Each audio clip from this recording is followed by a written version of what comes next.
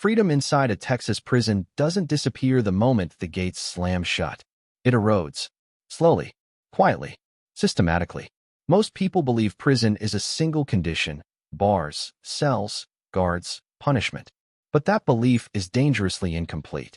Inside Texas, incarceration is not one experience.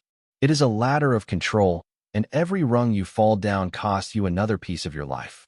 Two inmates can enter the system on the same day, with the same sentence length, and commit the same crime. Yet one may live with relative movement, routine, and human contact, while the other slowly vanishes behind steel doors and silence. Same state, same sentence, different levels of existence. This is because Texas prisons operate on a rigid internal ranking system known as supervision levels, a structure enforced by the Texas Department of Criminal Justice, often referred to simply as TDCJ. And these levels decide everything. They decide how often you leave your cell, whether you eat with others or alone, whether you work, sit idle, or stare at walls, whether you speak freely or whisper through doors, whether the sun touches your skin or becomes a memory. In Texas, freedom is not binary. It is measured in steps, measured in minutes, measured in how many doors must open before you reach another human being. At the lowest supervision levels, inmates still experience fragments of ordinary life.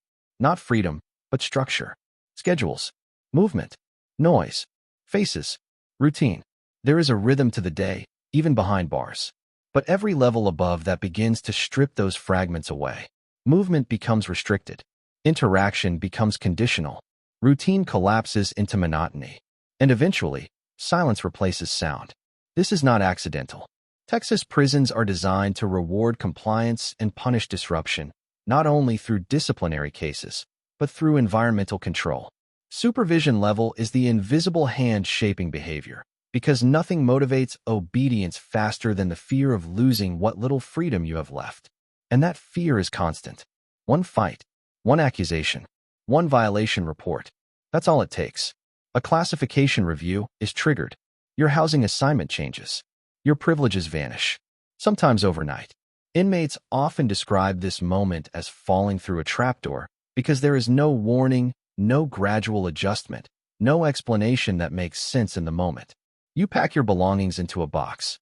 Your cell door opens under escort. Handcuffs snap shut. And when they come off again, your world is smaller. Your cell is tighter. Your schedule is harsher. Your voice echoes instead of answering back. This is how the system tightens control without ever needing to raise its voice. At higher supervision levels, Texas prisons do not rely on force. They rely on deprivation. Less time outside. Less human contact. Less stimulation. Less identity. Eventually, the inmate is not punished through violence, but through absence. Absence of choice. Absence of movement. Absence of meaning. And the mind notices. Former inmates often say the most damaging part of higher supervision levels is not the steel doors or restraints. It is the way time begins to distort. Minutes stretch unnaturally. Days blur together. Weeks dissolve into silence. Without interaction, the brain turns inward. Thoughts loop. Memories replay. Anxiety intensifies. Some inmates begin talking to themselves, not because they're unstable, but because the human brain cannot survive without stimulation.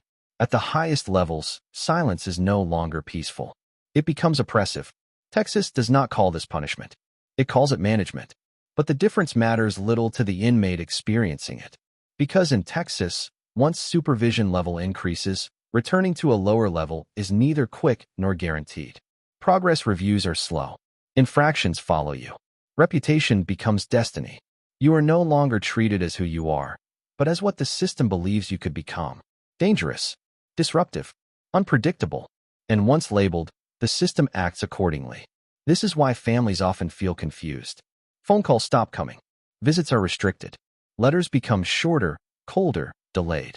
Loved ones ask questions, but the answers are vague. Classification change. Security reasons. Administrative decision. Behind those words lies a reality most families never see. A deeper prison inside the prison. One where doors open less often. Where meals slide through slots. Where conversations happen through steel. Where freedom is reduced to a number on a chart. What makes Texas especially severe is the distance between levels. This isn't a smooth scale. It's a staircase with missing steps. One mistake doesn't just lower your comfort. It can completely reshape your daily existence. An inmate who once walked to chow may now eat alone. An inmate who worked daily may now sit idle. An inmate who spoke freely may now speak rarely, or not at all. And once there, the climb back up can take years. Years of compliance. Years without infractions. Years under constant observation. All while living under conditions that strain the mind and body. And yet, this system remains largely invisible to the public. There are no headlines about supervision levels. No viral clips showing classification reviews. No breaking news alerts about inmates losing yard access. But for those inside, this ranking system defines everything. It determines whether prison feels like structured confinement or psychological isolation.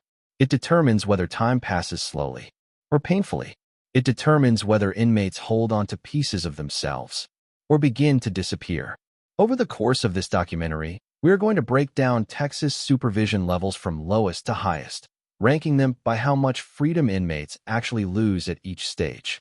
We will expose what daily life truly looks like at each level, how quickly freedom can be taken away, why some inmates fear certain levels more than longer sentences, and how the system quietly reshapes behavior through control. This is not about sympathy. This is not about excuses. This is about understanding power, how it is applied, how it is enforced, and how it changes people. Because inside Texas prisons, freedom does not end at sentencing. It ends piece by piece. And by the time many inmates realize how far they've fallen, they are already deeper than they ever imagined. Before we begin, tap like, leave a comment, and subscribe to the channel. Your support helps us uncover the darkest corners of the prison system. Now let's step inside.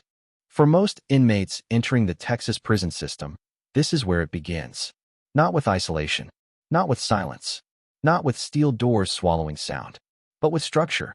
The lowest supervision level inside Texas prisons represents the maximum amount of freedom an inmate can experience while still being incarcerated.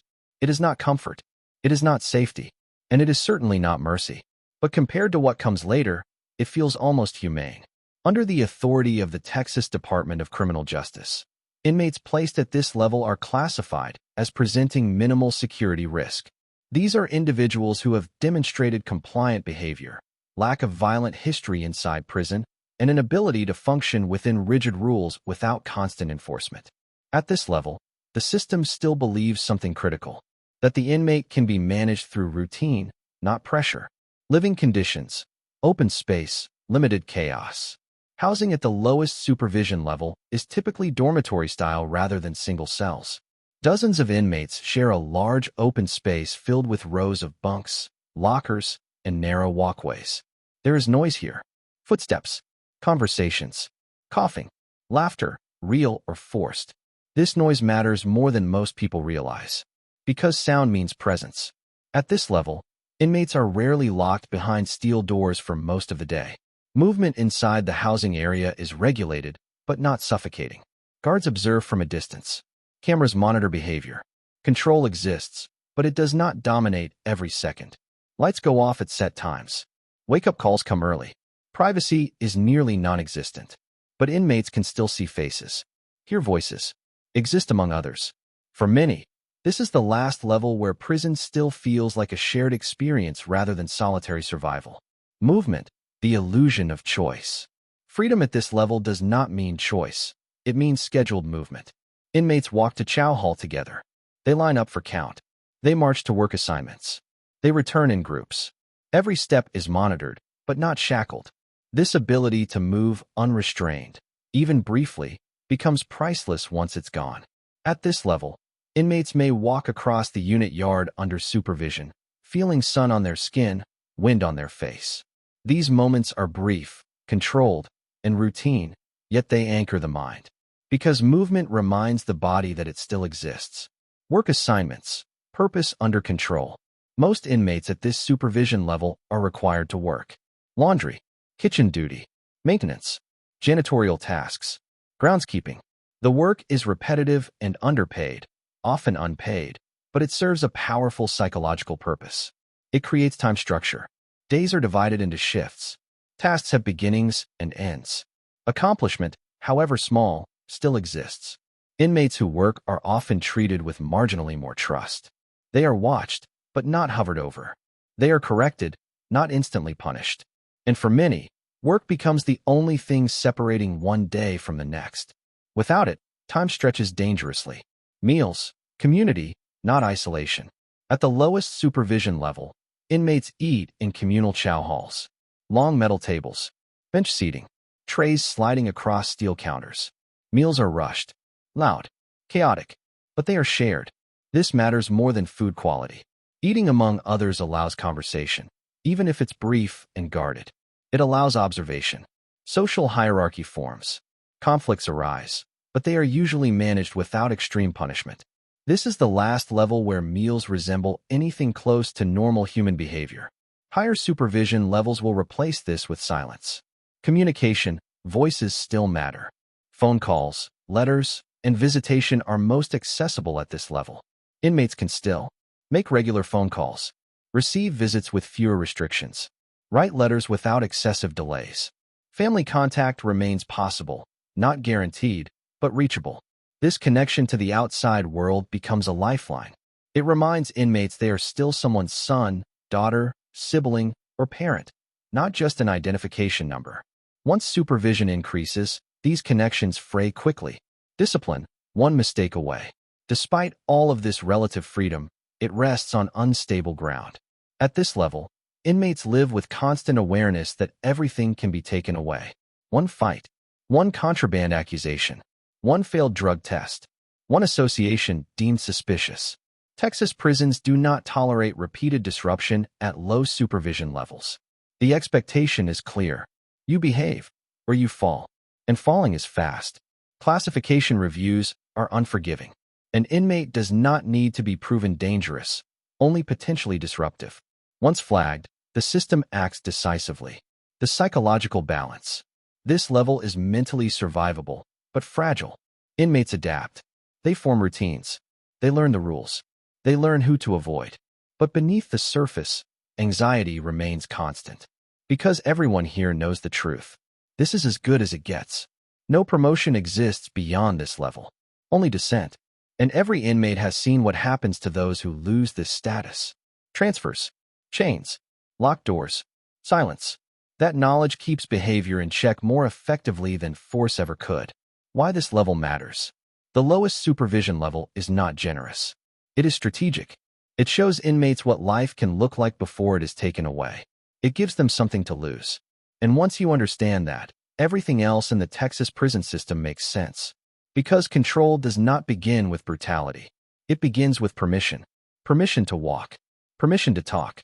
Permission to exist among others. And once that permission is revoked, the system no longer needs to explain itself. This is the level where inmates realize something important. Prison is no longer just a place where rules exist. It is a place where permission replaces choice. Medium supervision is where Texas prisons begin tightening the grip. Not violently, not dramatically, but methodically. This level is not designed to shock inmates. It is designed to correct them, or, more accurately, to control them through limitation. Under the authority of the Texas Department of Criminal Justice, inmates placed into medium supervision are no longer viewed as low risk. They may not be violent, but they are no longer trusted. Something in their record, behavior, association, disciplinary history, or classification score signals that structure alone is no longer enough. At this level, the system stops offering freedom as a baseline. It offers it as a privilege. The transition, when the world shrinks quietly. Most inmates don't arrive at medium supervision in chains or chaos. They arrive confused. The change often begins with a notice, brief, impersonal, unexplained. A classification review, a housing reassignment, a transfer order. Sometimes it happens after a disciplinary case. Sometimes it happens after intelligence reports inmates never see. What matters is not the reason, it's the result. When inmates step into medium supervision housing, the difference is immediate. The noise level drops. The spacing tightens. The rules multiply. This is the first level where inmates realize that freedom inside prison is temporary, and that the system can withdraw it without warning. Housing, from open space to controlled confinement. Unlike the dormitory-style living of low supervision, medium supervision often introduces cell-based housing. Two-man cells become common. Solid doors replace open bunks. Windows shrink or disappear. Cells lock, not constantly, but frequently enough to matter. Inmates begin spending significant portions of the day behind closed doors. Count times increase. Movement windows shrink. The sense of being observed intensifies. Privacy does not improve, it inverts. Instead of no privacy because everyone can see you, there is no privacy because someone always can. Guards perform regular checks.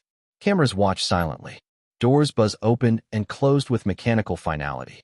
This is where inmates begin talking about prison as something that presses inward. Movement, no longer free, not yet shackled. At medium supervision, movement still exists, but it is earned, scheduled, and escorted. Inmates no longer roam housing areas freely. Movement happens in groups, sometimes single file. Routes are fixed. Timing is strict. Late arrival is not tolerated. Wrong turns are violations. Unscheduled stops are suspicious. This is the level where inmates begin to internalize the clock. They stop thinking in hours. They think in movement windows. 10 minutes to chow. 20 minutes to work. 15 minutes of rec yard. Miss the window, and you lose it. Work assignments. Productivity under pressure. Work still exists at this level, but it changes in tone. Assignments become more controlled. Supervision increases. Mistakes are documented, not corrected. Inmates at medium supervision are expected to work, but they are no longer trusted to work independently. Guards observe closely. Accountability replaces tolerance. This creates tension. For some inmates, work becomes stressful instead of grounding. For others, it becomes the only way to maintain limited privileges. Refusal to work at this level carries real consequences. Loss of recreation. Loss of commissary. Loss of classification standing. This is where the system teaches a lesson. Compliance is no longer optional. Meals, controlled community. In medium supervision, chow hall access remains, but with restrictions. Seating is monitored. Movement inside the hall is limited. Conversation is discouraged, sometimes punished. In some units, meals rotate by section to prevent crowding. In others, inmates eat under direct observation, with guards positioned strategically. The food hasn't changed, but the atmosphere has. Silence becomes common. Tension lingers. Every interaction is watched. This is where meals stop feeling communal and start feeling procedural. Communication, distance begins here. Phone calls and visits still exist, but access becomes inconsistent. Inmates may lose call privileges after infractions. Visitation schedules shrink. Contact becomes conditional. Letters are still allowed, but delays increase. Families begin noticing changes. Calls stop coming as often. Voices sound tired. Stories become vague. Inmates learn quickly that talking too much about internal conditions can draw unwanted attention. So they say less. Discipline. Paper replaces warning. At medium supervision, discipline becomes document-driven. Warnings disappear. Write-ups increase. Every incident creates a paper trail. Even minor infractions accumulate. Talking out of line. Standing in the wrong place. Moving without authorization. Each report nudges classification downward. And unlike low supervision, recovery is not immediate. An inmate can behave perfectly for months and still remain stuck. This is where inmates learn that reputation matters more than behavior. The psychological shift. Medium supervision marks a turning point. This is where inmates begin feeling pressure, not just confinement. The environment becomes quieter. Movement feels deliberate. Interactions feel guarded. Inmates stop relaxing. Hyper-awareness sets in. Every sound matters. Every glance matters. Every choice carries weight. Some inmates adapt. Others begin unraveling. Sleep becomes lighter. Irritability increases. Stress manifests physically. This level does not break inmates, but it reshapes them. Why medium supervision is dangerous. Medium supervision is dangerous not because it is violent, but because it is deceptive. It looks manageable. It feels temporary. It promises improvement. But many inmates never leave this level.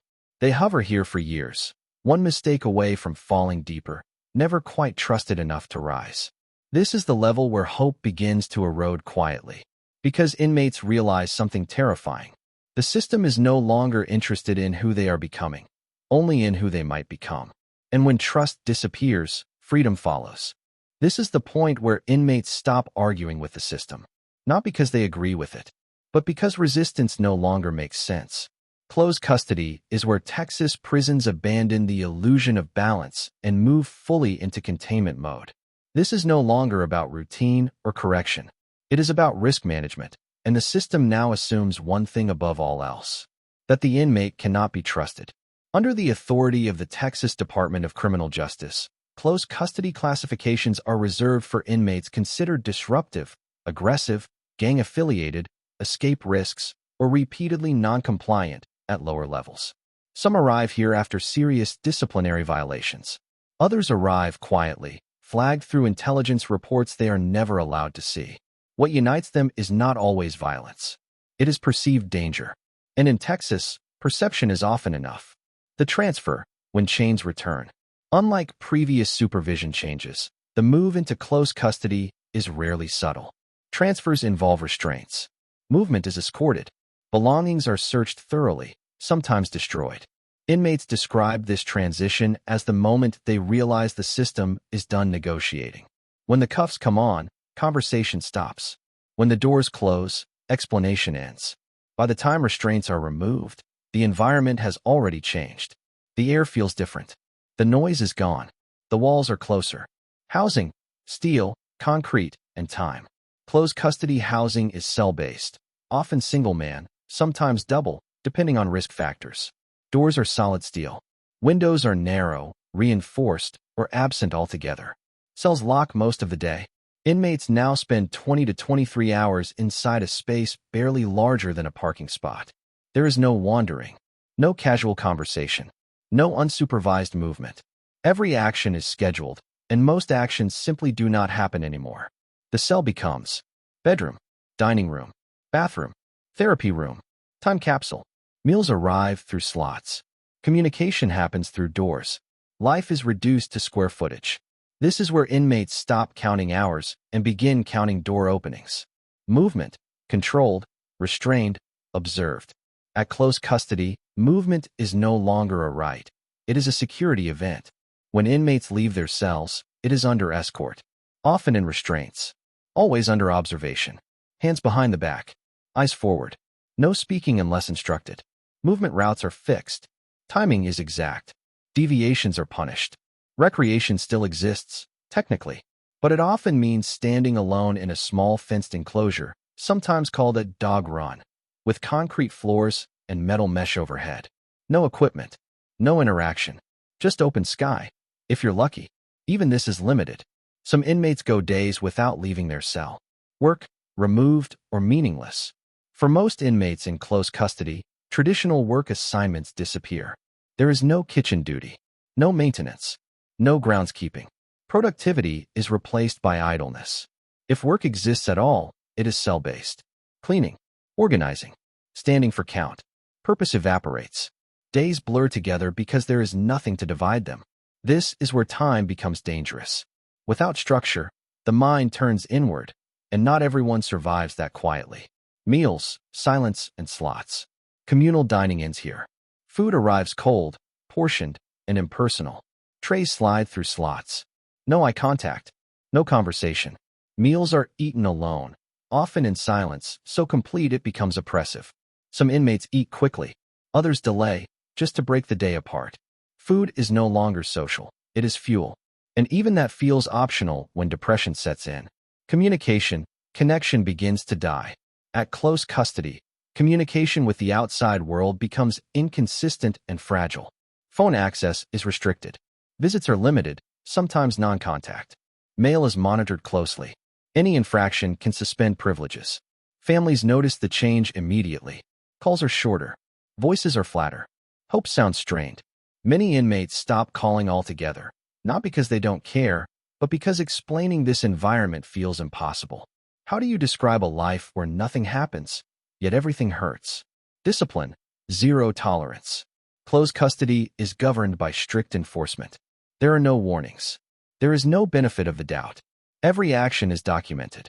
Minor infractions stack quickly.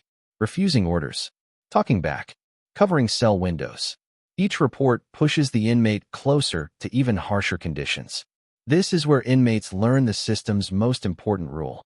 Survival depends on invisibility. The psychological cost. This is where the damage begins to show. Extended isolation alters perception. Inmates report memory lapses, heightened anxiety, paranoia, emotional numbness, difficulty speaking after long silence. Sleep patterns collapse. Dreams become vivid. Reality blurs. Some inmates pace their cells endlessly. Others lie still for hours, staring at the ceiling.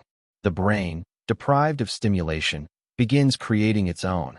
This is not madness, it is adaptation. But adaptation comes at a cost. Why close custody changes people? Close custody does not just punish behavior. It reprograms it. Inmates stop reacting, stop expressing, stop trusting. They become quieter, smaller, harder to read. Correctional officers often interpret this as improvement. But it is not growth. It is withdrawal. And once an inmate withdraws far enough, reintegration becomes almost impossible. The point of no return. Many inmates enter close custody believing it is temporary. Weeks turn into months. Months turn into years. Classification reviews are slow. Progress is fragile. One incident resets everything. This is where inmates begin fearing something worse than long sentences. Never leaving this level at all. Because beyond close custody lies a place where freedom doesn't just shrink. It disappears. This is the level inmates whisper about long before they ever reach it. Not because it is unknown, but because once you are here, words lose their meaning. Administrative segregation, often shortened to ADSEG, is where Texas prisons stop pretending that freedom still exists. This is not a correctional environment. It is not rehabilitative. It is not transitional. It is containment through isolation. Under the authority of the Texas Department of Criminal Justice, administrative segregation is reserved for inmates the system considers a permanent threat to order, not necessarily because of what they've done, but because of what they might do. Gang leadership, repeated violence, assaults on staff, escape planning, influence over others. Sometimes the reason is clear. Other times it is classified, and that uncertainty becomes part of the punishment. The descent, when the system stops explaining. Unlike earlier supervision changes, administrative segregation does not feel temporary, even on day one. The transfer is quiet, clinical, final. Inmates are restrained from movement. Property is reduced to essentials. Personal items disappear. There is no orientation, no adjustment period, no roadmap out. When the steel door closes for the first time, something inside the inmate changes. Not dramatically, not emotionally, but fundamentally. Because the environment sends a message immediately. You are no longer part of the population. The cell, a world measured in feet. Administrative segregation cells are designed for one purpose: separation. Single occupancy, solid steel doors, minimal natural light, concrete walls that absorb sound. The cell is small, often no larger than 6 by 9 feet. Inside it, a steel bed, a combination sink and toilet, a narrow shelf, nothing else. No colors, no textures, no distractions. Lights are controlled externally. Temperature fluctuates unpredictably. Noise is either absent or sudden and jarring. Inmates spend 22 to 24 hours a day inside this space. Some days, the door never opens. Time, when days lose structure. Administrative segregation dismantles time. There is no routine that matters. No schedule that comforts. No anticipation. Meals arrive through slots. Counts happen silently. Days pass without markers. Without work, without movement, without interaction. Time stretches unnaturally. Inmates stop tracking days. Weeks blur. Months feel identical. This is where inmates begin aging internally. Not physically, but mentally. Movement, a security operation. When movement does occur, it is treated as a high-risk event. Hands cuffed behind the back.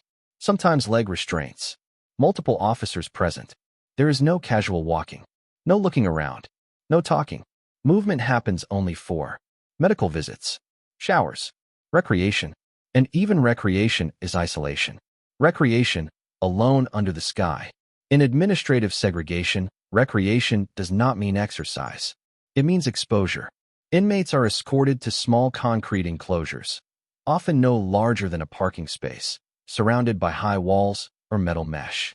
No equipment, no interaction, no sound but your own breathing. Some inmates stand still the entire time, overwhelmed by open space after days inside a cell. Others pace mechanically, counting steps to stay grounded. Recreation may be offered a few times a week, or less, and it can be revoked instantly. Meals, fuel without humanity. Food in administrative segregation is not social. It is functional. Meals arrive cold, portioned, repetitive.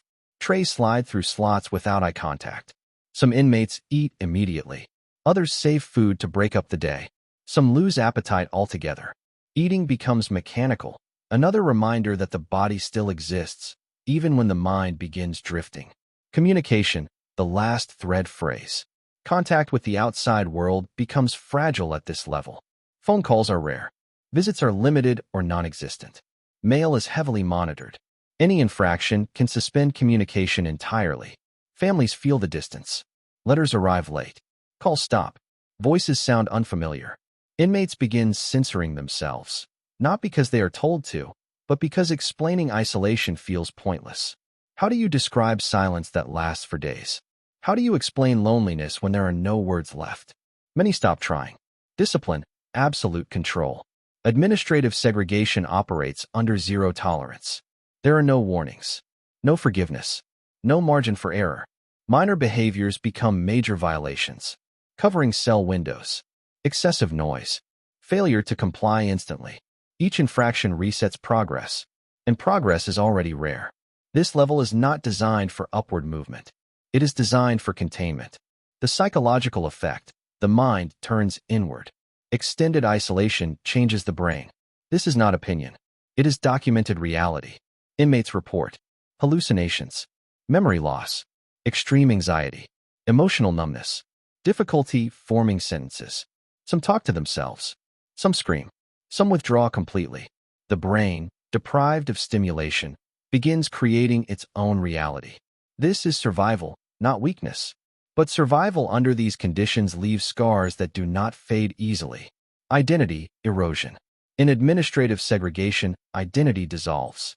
There are no roles, no responsibilities, no feedback. Inmates stop feeling like people and start feeling like objects being stored. Days without conversation turn into weeks. Weeks without touch turn into months.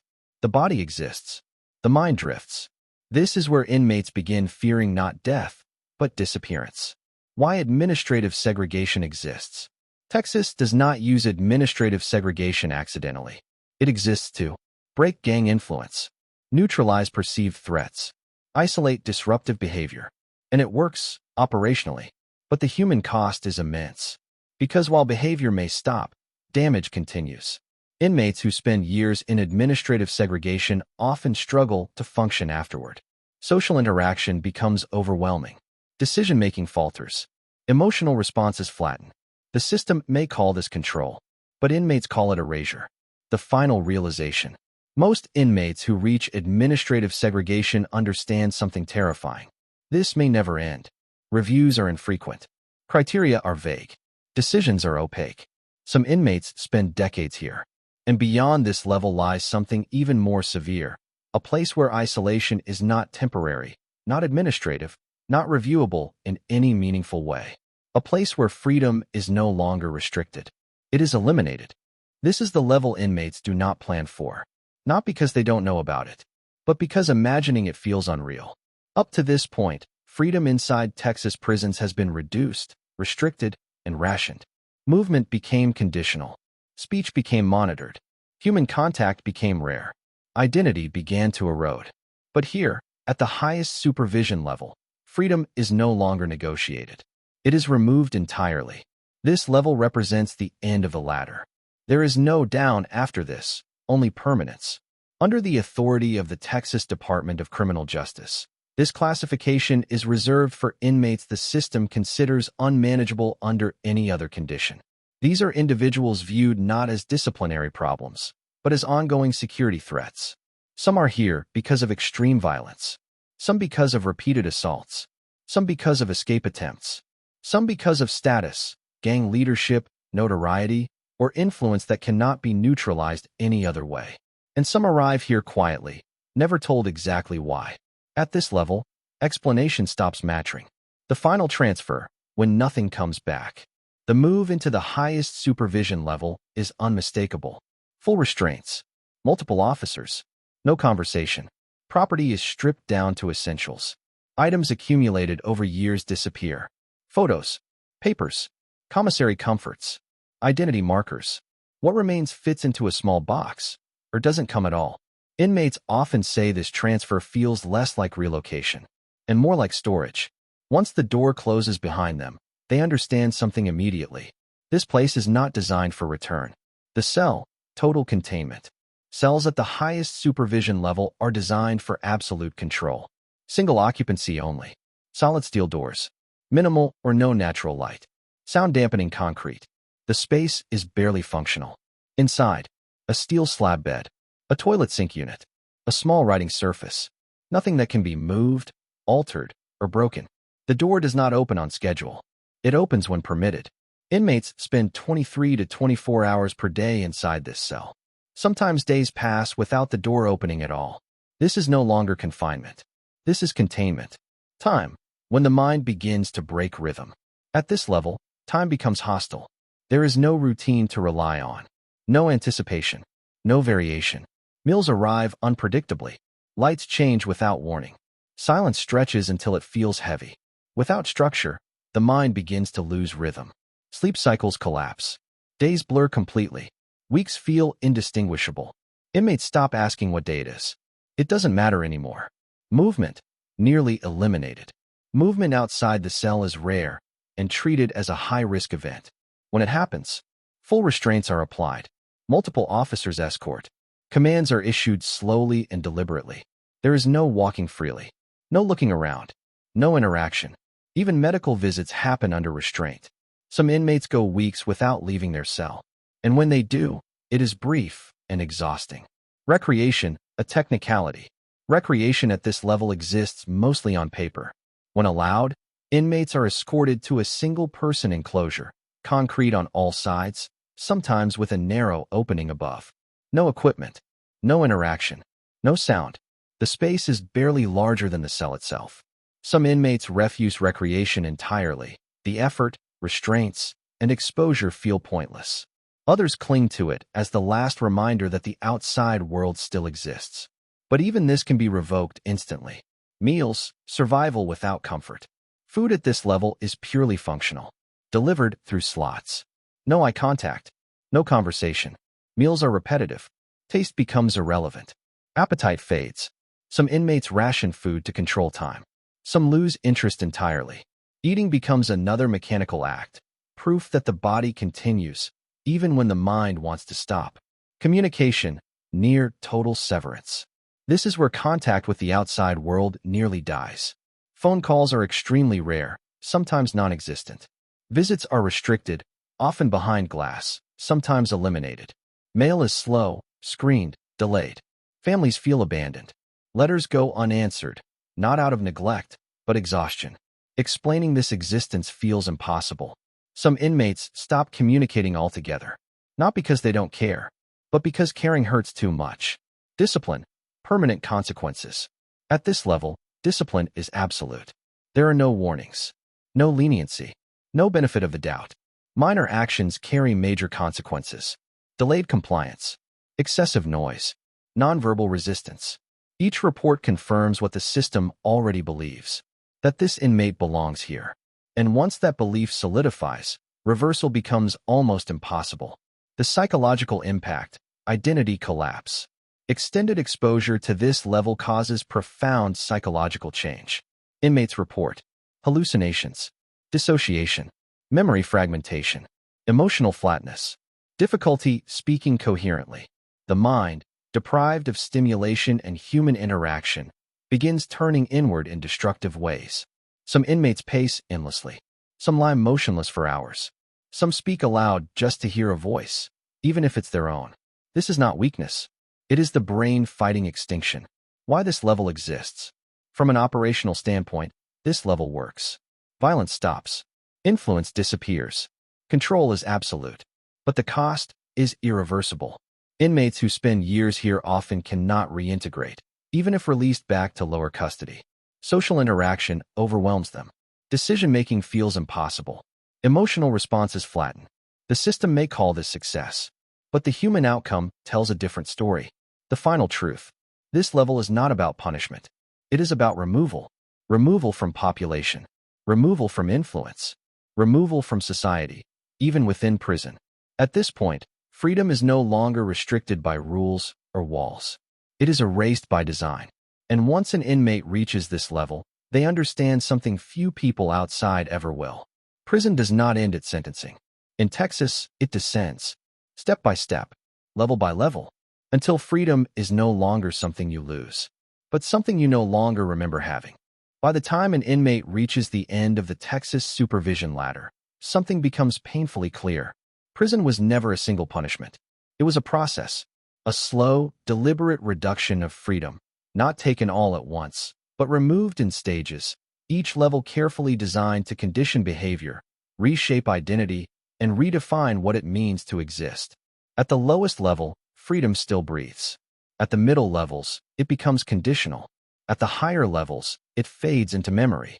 And at the top, it disappears entirely. This is not accidental.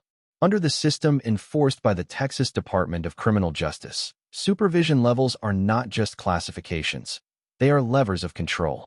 Each one tightens the environment just enough to remind inmates that everything they have can be taken away. And that reminder never stops. What begins as structure becomes pressure. What begins as discipline becomes isolation. What begins as punishment becomes permanence. The most disturbing truth is not how harsh the highest levels are. It's how quietly inmates descend into them. Rarely does it happen in a single dramatic moment. It happens through paperwork, through classification reviews, through accusations that don't need to be proven, only believed, through a system that values risk prevention over human recovery. One incident becomes a label. One label becomes a level. One level becomes a life. Families watching from the outside often don't understand why their loved ones change. Why calls stop?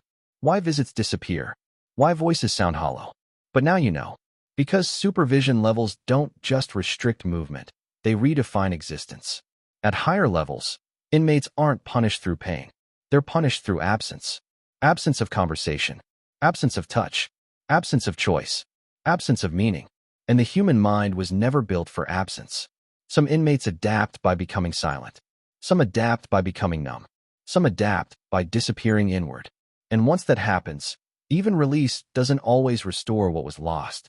This is why understanding Texas supervision levels matters. Not to excuse crime, not to attack corrections, but to confront a reality most people never see. Because incarceration doesn't end at the cell door. It continues through classification charts, locked corridors, and levels of control that quietly decide how much humanity someone is allowed to keep. Texas prisons don't just hold people. They reshape them. And once you see how freedom is taken, step by step, you realize something unsettling. The most powerful punishment in the system isn't violence. It's control over time, space, and connection. And that power operates far beyond the walls. Thanks for watching. Like, share, and subscribe.